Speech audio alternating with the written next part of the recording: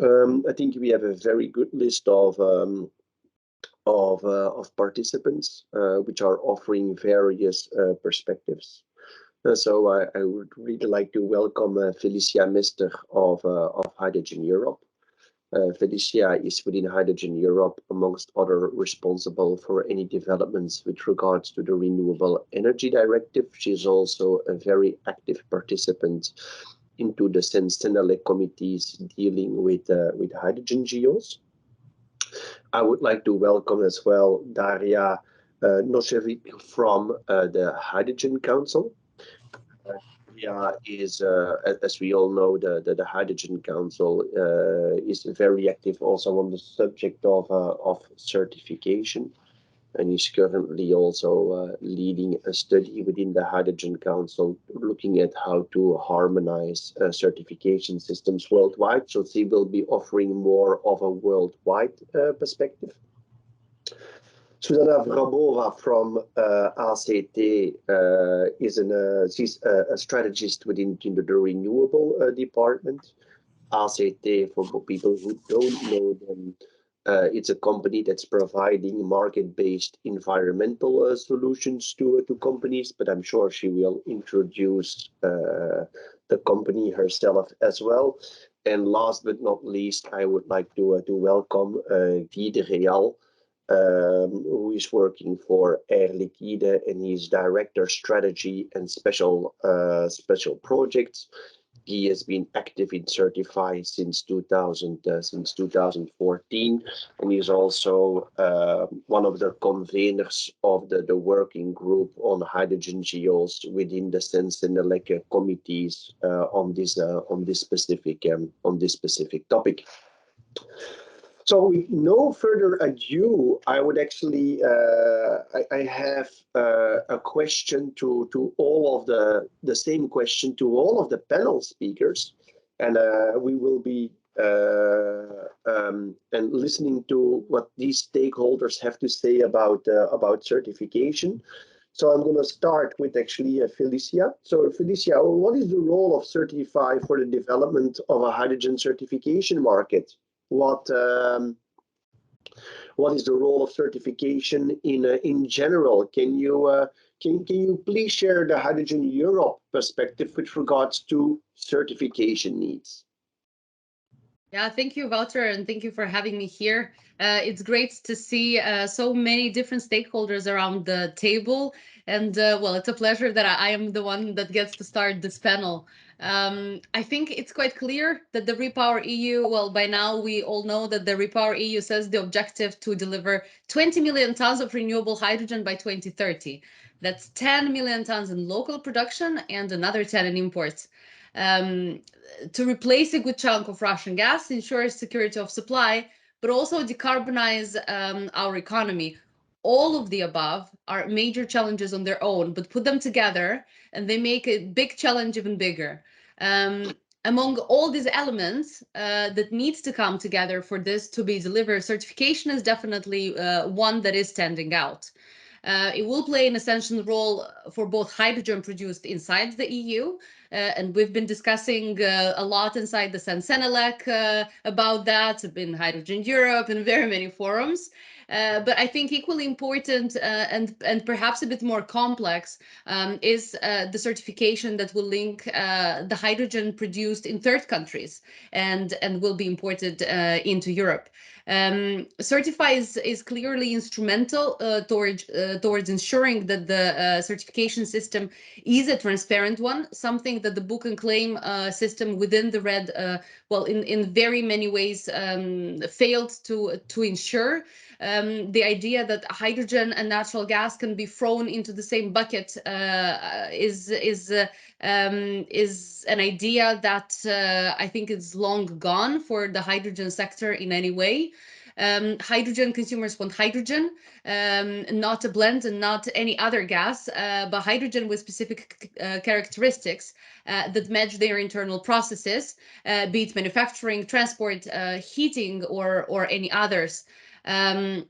We had nearly nothing in 2014 when the first CertifHy scheme was established.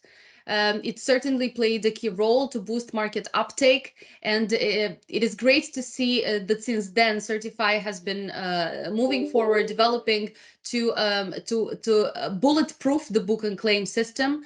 And I think going forward, it will be even more important to increase the auditing functionality, offer full guidance on GHG footprint, and and link definitely to third countries. But I'm sure Daria is going to cover that.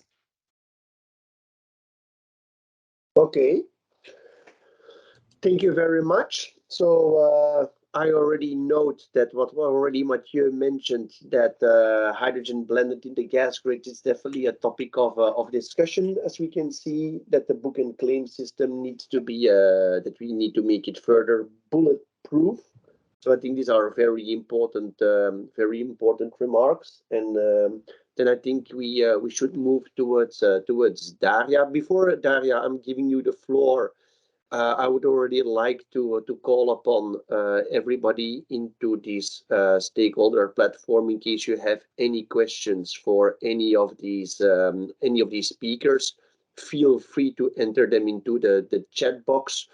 Feel free to like the questions that you would like to see answered, and I'll try to moderate on live to make sure that the most popular questions are being asked to the panel speakers. So Daria, what is your perspective, and how do you see that certification in general and CertifHy more specifically could be important enablers for the global hydrogen market? Thanks so much, Wouter, and thank you, Felicia. I'll definitely picking up on what Felicia has mentioned already. We see the role of hydrogen certification as absolutely critical to, first of all, build consumer trust and make sure that the way certificates are used in evidencing the sustainability attributes of hydrogen, in particular, of course, carbon, but also those may be extended subsequently to the use of water and land, that the way of evidencing these attributes is robust and credible. And again, to us, the priority number one is, of course, making sure that the certificates enable consumer trust. The second priority is, of course, around the how the role the certificates can play in enabling consumers to signal demand for hydrogen. And that would de facto mean fostering that market-based uptake of hydrogen across different end-use sectors. And finally, and this is indeed a key priority and very much a focus of the project that we have launched recently, is the role that certificates will play in enabling cross-border trade in hydrogen. And Felicia mentioned the very ambitious, already talked about the very ambitious targets in Europe of importing, well, at least 10 million tons of hydrogen within the next decade. And that is, well, that is a very ambitious target. And Repower EU talks about the important hydrogen from diverse sources, and the mechanism to evidence the sustainability attributes of hydrogen that will be imported from different parts of the world will play a critical role. But looking beyond Europe, and of course, the Hydrogen Council has a global perspective on cross-border trade. We have over 130 industrial leaders across hydrogen being members to the Council, and they operate in geographies from Europe and Asia to the Americas. Given this broad geographic scope that we have, we indeed see that while some time ago there was discussions about the possibility for creating, let's say, a common global scheme, we believe that may be difficult because we see that there are different regional schemes that emerge across geographies. And again, CertifHy is a great example of one of those pioneering pilot schemes that have been developed in Europe. And we believe that it's critical to make sure that we look into what would be the underlying elements that would enable the mutual recognition between different schemes that emerge across jurisdictions. And that is very much the focus of the study project that we are running, that we have launched recently. And we are pleased to have a number of our colleagues, international partners, and the advisory board, among those, of course, Hydrogen Europe and our partners across the intergovernmental organizations. So I would say that indeed for this issue of drawing some recommendations and finding pathways for building bridges between different certification schemes and making sure that certificates are fungible And so as to foster the cross-border trade is the core focus for us. And indeed, we celebrate and welcome all the certification pilots that have been emergent recently. And of course, again, CertifHy is a great example, and there's tremendous work that you have done in Europe. And we believe that, going forward, that issue of mutual recognition will be critical. Okay, thank you, Stop Daria. here, yeah. So you can feel that the objectives, the ambitions, and the expectations for CertifHy are increasing very rapidly. Originally, the purpose was to develop a book and claim system based on GOs. With the introduction of the famous RFNBOs, the hydrogen industry has requested also to work on RFNBO certification because they see it will be a key market driver.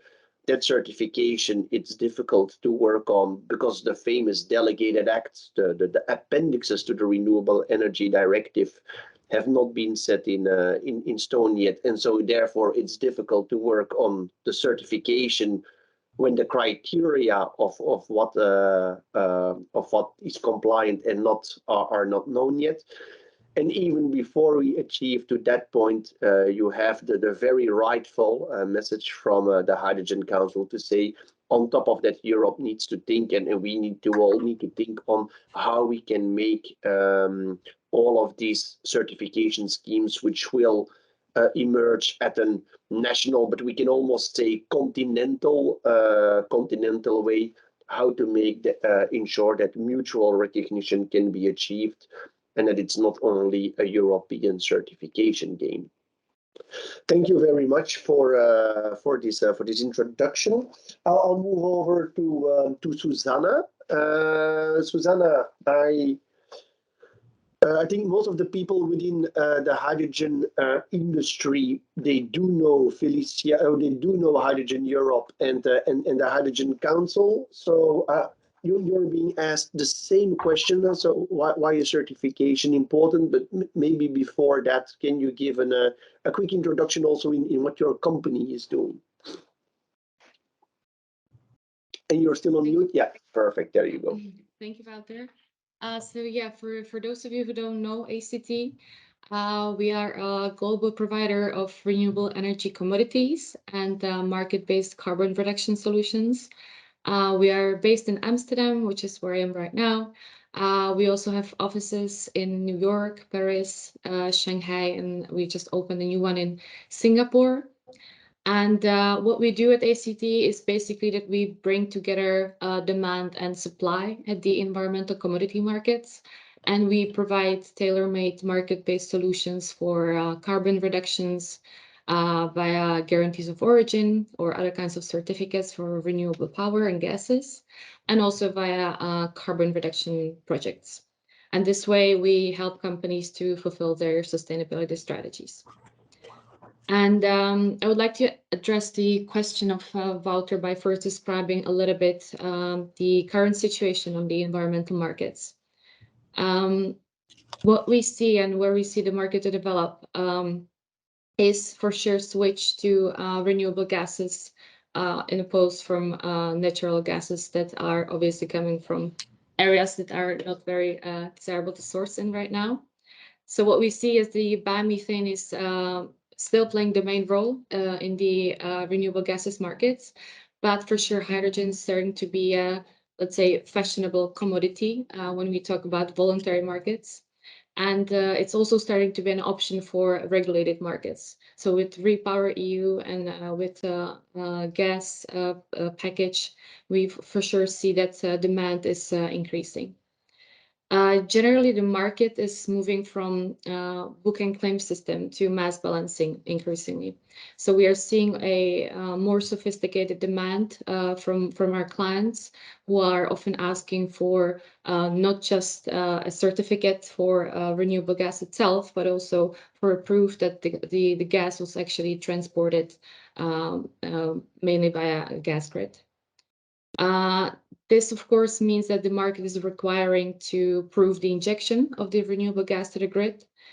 together with its renewable attributes. So with a certificate or a GO itself, we often have to show also the renewable proof of the gas. And that's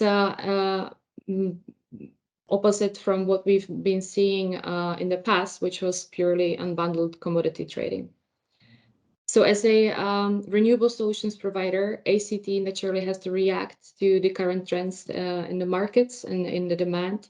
And we are moving from basically being just a purely certificates or GO provider to a commodity provider who is trying to offer more tailor-made and sophisticated renewable solutions. And thus, we are delivering products that are also accompanied by renewable attributes proof in the form of a certificate. And what is needed to ramp up the production and the hydrogen market itself from a perspective of a renewable solutions provider? We have two main things. The first would be, or I think I have to mention that we need more clear legislation, which would serve both as a push for higher production in Europe and to ramp up also the demand. Obviously, when we see that the legislation is there and that the push is there from above, then we also see that demand is growing. And the other thing which goes hand in hand with that is the trustworthy and proven certification scheme. So I mentioned that the demand is getting more and more sophisticated, and for that we need, as Felicia said, bulletproof certification scheme. So yeah, that would be the main things from my side. Thanks. Okay, perfect. Thank you very much. I'm very happy that that we have you as a panel speaker, because I think ACT, we can label you as a market maker. And so you really have experience with producers, with consumers, and you bring those elements together. So very good to hear from your side that you're actually getting real customers' demands, that you are buying commodities or the underlying certificates or both from certain producers. And before we move to Guy, so we know that ACT is an account holder within the CertifHy system. We know that you've been doing certain trades, so that's very successful. Can I ask you what were for you the success factors, or what are the remaining bottlenecks or the point of improvements with regards to the current system? Because you are one of these few persons who have actually have successful commercial transactions. So I think everybody is very eager to know what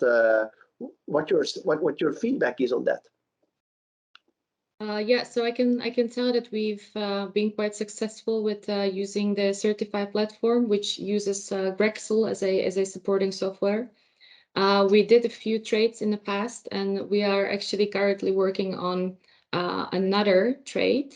Yeah, all of these were conducted through the CertifHy platform.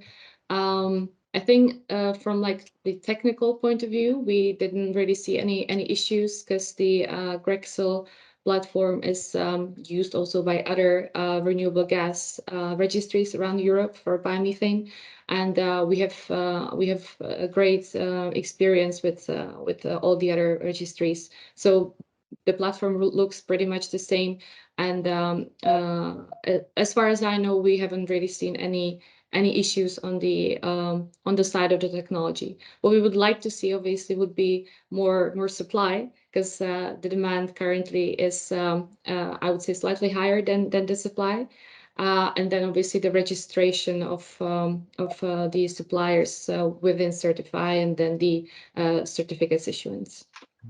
Okay, wow. So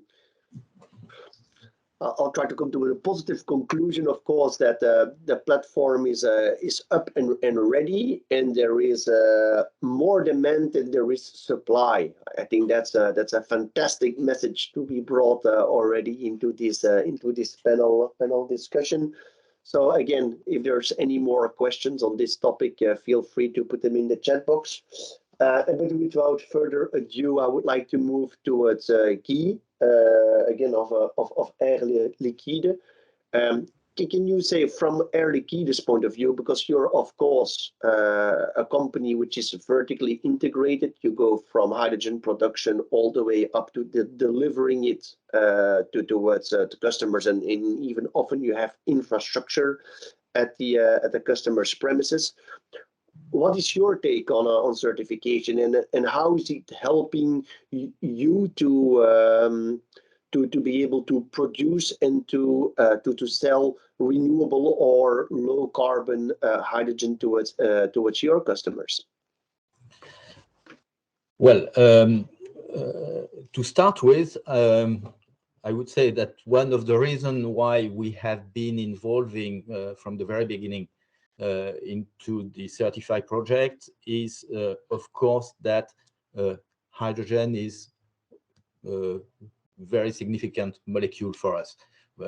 We are producing and selling a bit over 1.2 million tons of hydrogen per year, out of the 70 million tons which are produced worldwide. So it's a significant part of our business, let's say 10–12% of our turnover, but still a small chunk of the hydrogen market, the existing hydrogen market worldwide. This is expected to double, triple by 2030, thanks to the new applications. But I wanted to stress that already for the existing users of hydrogen, it matters to know what are the environmental attributes of the hydrogen they are using. And this is an important one because when we started in 2014, it was a kind of intuition. Today, it is really must to be able to provide with the key characteristics of the hydrogen to hydrogen users. Again, those users are not yet using hydrogen for its energy content. They are mainly using hydrogen as a feedstock. But knowing the characteristics of the hydrogen they purchase allows them to propagate this downstream to their own products. And we can anticipate that at some point in time, this will end up in the supermarkets next to the price tag of the consumer goods, when you will have the carbon footprint or the renewable content of most of the product that we purchase. So for us, it was very important to initiate the condition enabling a market-based approach for the hydrogen, so that a given production produced with given attributes can be allocated to a specific user willing to pay for it. And this through a common infrastructure, which makes industrial, economical, and technical optimization possible. And this is very much the role of guarantees of origin, as we see it, allowing to characterize the production and somehow stamp the molecule coming out of a plant with those environmental attributes that need to be determined according to sound bulletproof methodologies that generate trust on the determination of those attributes.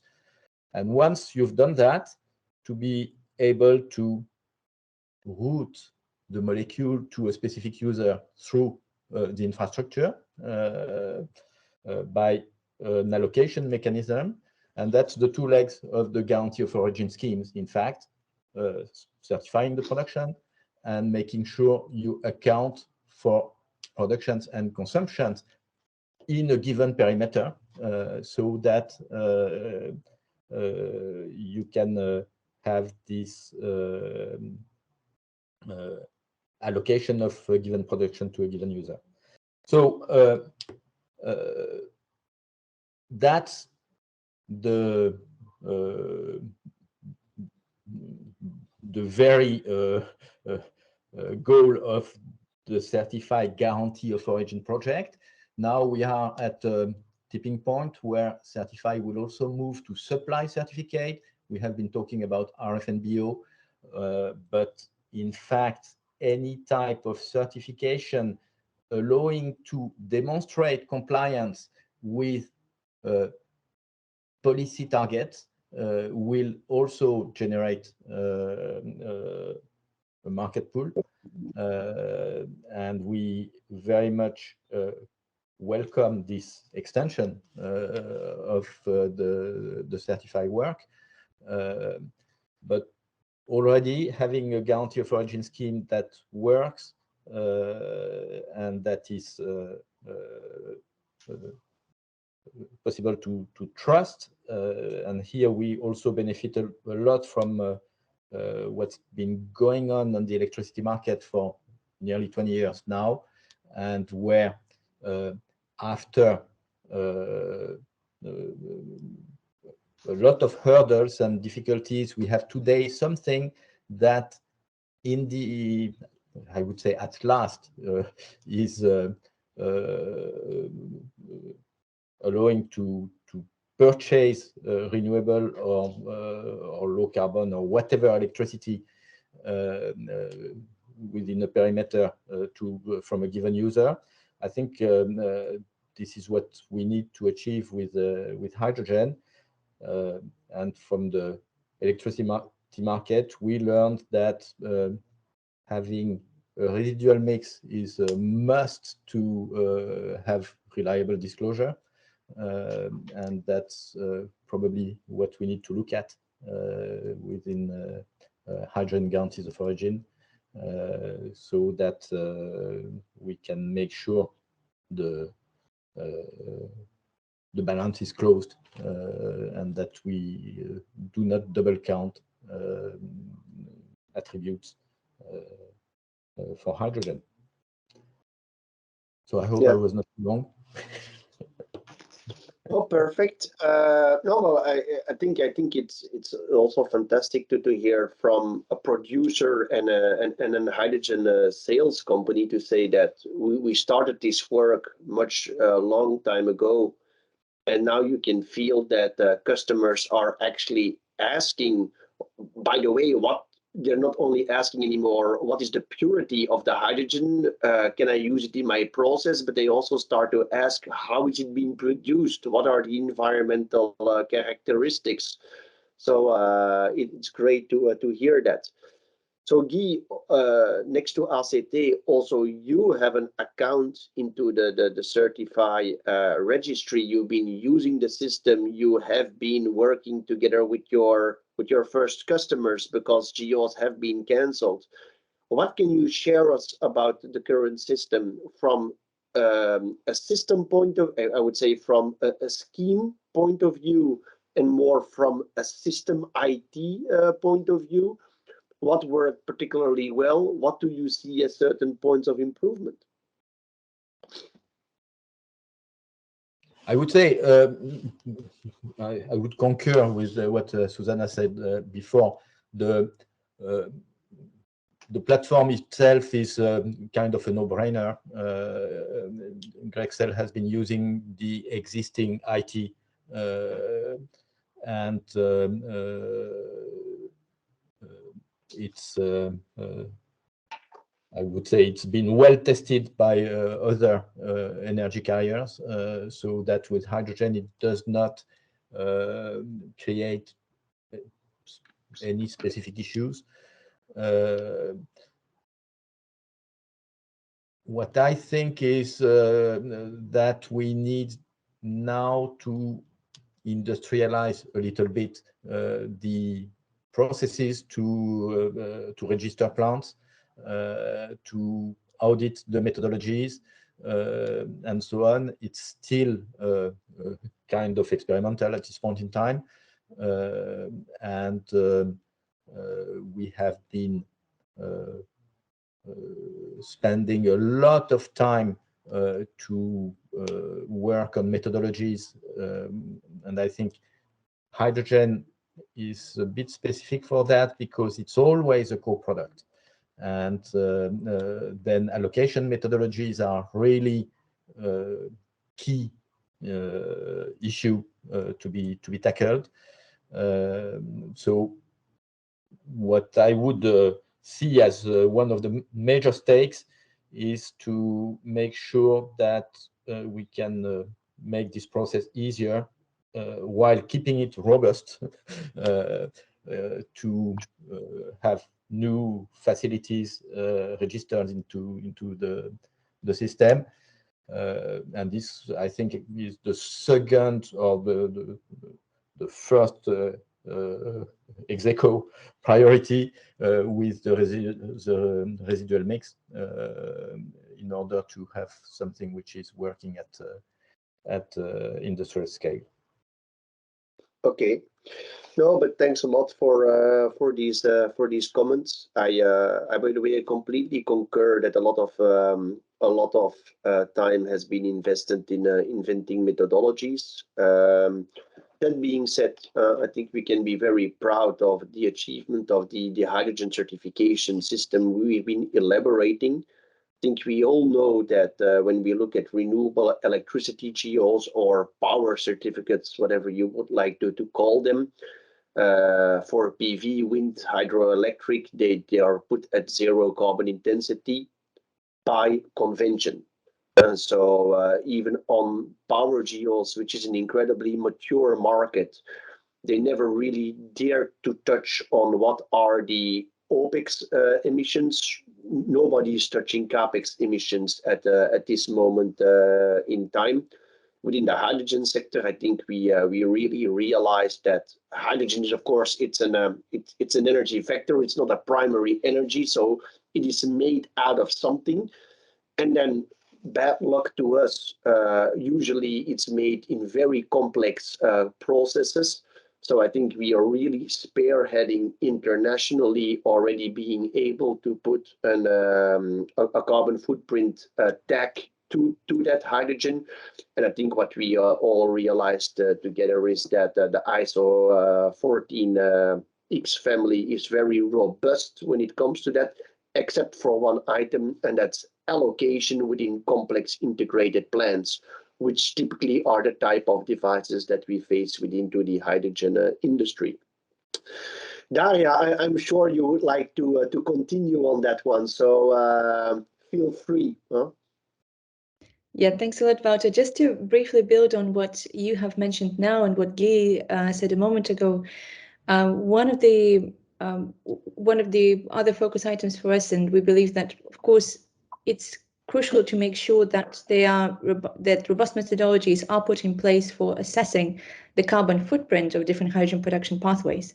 And right now we are working on facilitating the development of an international standard methodology to be created at ISO level by the International Standardization Organization, again building on the existing relevant families of standards, and of course on the IPHA guidelines that have been published last year. So again, this is indeed a very important item that we need to make sure that the schemes that emerge, they indeed are informed by an international common standard, because that otherwise we see that there may be danger in that. One of the dangers that we see is basically they would be related to the fragmentation of the markets, and the fact that the compatibility between these schemes may be much more difficult to achieve unless there is a common international standards that can inform these schemes and these systems. Yeah, clearly understood. Felicia, you like to add on to that, and then afterwards, Guy apparently would also like to add on. And then we're going to close this specific topic, and we're going to move to a next one. Perhaps I'm anticipating a bit, but I wanted to sort of piggyback on what Guy has said earlier. Yes, I see that we have some reactions in the chat as well, saying that there are consumers who specifically want high purity hydrogen, others will want a different kind of hydrogen. It's important that certification enables both. Indeed, it is important that certification enables both. At the same time, it is equally important that certification is actually transparent, which is something that we have struggled with, especially because there are still discussions around the topic of what happens when hydrogen is actually blended. And while some of us like this, other one of us have some concerns around that, because once the hydrogen is blended, well, there is a completely, the consumer actually consumes a mix, not pure hydrogen anymore. Therefore, the emission performance, the greenhouse gas footprint, and the emission reduction potential has to be also appropriate. And the consumers have to know very well where the hydrogen is coming from, what they're consuming, and so on and so forth. So it's not just a way to say, okay, well, we can inject hydrogen into the grid. It's a gas, so it's not a problem. It's an interchangeable kind of situation, one for one. It actually isn't, unfortunately. So this needs to be factored in. It's a very complex topic discussed in very many places, but I think my message here is that if we are to consider this, we really need to think hard. How can we bulletproof the system in order to make sure that the system is indeed trustworthy towards the end consumer, something that also Daria mentioned. Yeah. So you're preempting some of the questions that we see in the chat box with regards to hydrogen injected into the gas pipelines. And I guess this is also indirectly what Victor Science is hinting at when he makes comments about governance. Thank you very much for that add-on, Guy. Yeah, I wanted to add on a point that you mentioned, Wouter, about the existing ISO standards, and mainly ISO 14067, which is about product carbon footprint, and the fact that you said it's not robust for allocations. I would not put it that way. And I think it needs to be further completed for the specific case of hydrogen. Let's not forget that those standards have been developed to accommodate or to be used for all and any type of product, being your shoes, your car, or hydrogen, whatever. So it's obviously kind of standard that needs some more specific guidelines for applications in specific sectors.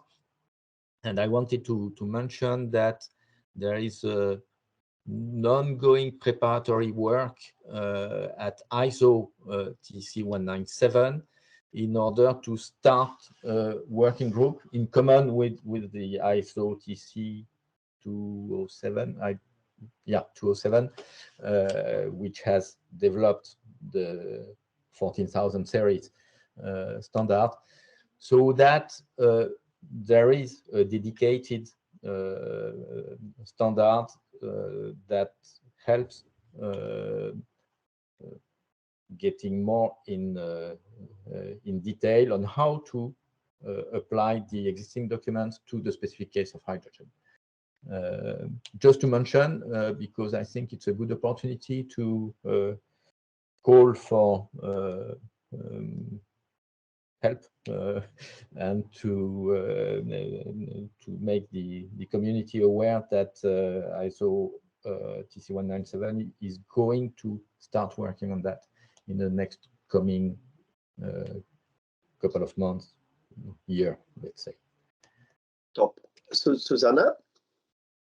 Yes, I also wanted to shortly touch upon what was said about the injection to the grid. So obviously we have applications for hydrogen that require really pure hydrogen. And for that, we also require certification to show that the hydrogen is low carbon or green. But also from our perspective, voluntary markets are very important. So companies, corporates that want to have hydrogen to show that their consumption is green. And in this case, we would like to see injection to the existing grid. So we know that up until a certain percentage, we can use the existing gas grid if they have certain quality. And for these cases, we think we could see the injection into the existing gas grid already happening. And as I said, some of our partners require us to show that the gas was actually put into the grid, so then that it technically could have been off-taken by them from the grid. And for these cases, they would not be satisfied with the pure certificate unbundled without any kind of physical delivery. And for that, we need the injection. So I don't think we can wait for a specialized hydrogen network, hydrogen grid, even though we know that some of them are being built already. We should start with the injection already. Okay, no, but I think you're mentioning two different things in one basket. So on the one hand, you're saying there are certain natural gas consumers who like already to consume renewable gases. However, when they so renewable hydrogen injected into the gas grid is a very important use case for those gas consumers willing to consume renewable gases. And they are what they would like to see showcased is that when hydrogen is injected into the gas grid, it is earmarked as such. Did I understand that correctly? Because a pure book and claim system is not sufficient to them. Okay. Yes, exactly. But thank you very much for sharing that market insight. Guy, I could already guess that you have an opinion to share about this particular topic. So go ahead, and then we're gonna quietly round down this session already. Yeah, just a couple of remarks, reflections on the blending topic. Okay, one can have his own opinion about using a product that requires a lot of energy for its heating value, but that's a side subject. There is a red line not to cross, which is virtual allocation of molecules. And we cannot imagine that guarantees of origin would be used to somewhat disclose to a natural gas user consumption of hydrogen. That would be very detrimental to the trust that would be achieving exactly the opposite goal of what we are trying to achieve with hydrogen GOs. So just to mention that disconnecting the attributes related to production, so the carbon footprint, the renewable origin is one thing, and this is what we try to achieve with the GO. Trying to allocate physical characteristics is something which is an absolute no-go, and this is subject of a lot of discussions at Senelec, and we need to be aware of the danger that is looming there. Okay. I think it's we're preempting some of the nice discussions we will have later on this afternoon. These are very fascinating topics. Some people turn gray. Some other people lose their hair. I mean, the latter case when discussing about such topics. But I think in a nutshell, what we can say from this panel discussion, and these are my conclusions, it's that first of all, green hydrogen, low carbon hydrogen markets do require certification, not only at the European level, but also at the international level. I think very importantly, and I think this is for me a fantastic message, is that we see customers asking about the environmental attributes, so customers starts to care. We see that from ACT's perspective, we see that hydrogen become, from ACT's perspective and commercial successes, that there is commercial traction at a low level, but it's starting. Also very important, the demand is currently bigger than the supply. I think that's also a fantastic message. And I think everybody here has been mentioning we need to bulletproof, it needs to be transparent, etc. And I think that's really the key message that we need to retain at this moment in time. We need to advance, we need to make it internationally acceptable while making it fraud proof, etc. And it's going to be a hard balance to get along those two. But we have a responsibility together to just do it. And with that, I would like to close this panel discussion. Thanks a lot to all of the participants, and I wish you a good